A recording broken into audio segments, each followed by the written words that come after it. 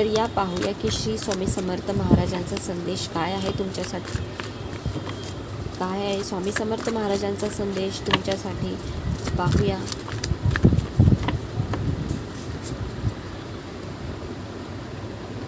इथे स्वामी समर्थ महाराज तुम्हाला सांगतायत की तुम्हाला खूप साऱ्या अशा गोष्टी आता सामोरे येतात जे तुम्हाला भटकवतात, तुमच्या लक्षापासून तुम्हाला लांब करण्यात येतं आहे.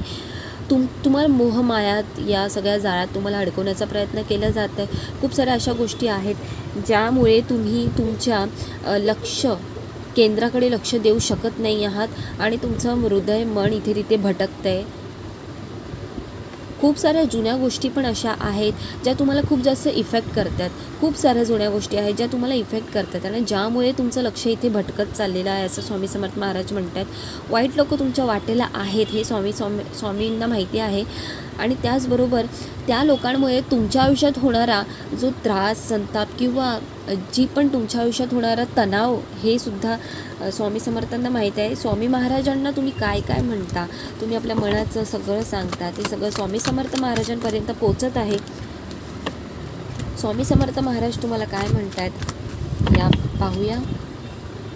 महाराजांचं एकच म्हणणं आहे की तुम्हाला या सगळ्या गोष्टीमधून निघण्यासाठी थोडा वेळ लागणार तर आहे, पण तुम्हाला निघण्याचा प्रयत्न इथे नक्की करायचा आहे. म्हणजे तुम्हाला ॲक्शन घेण्यास सांगण्यात आलेली आहे.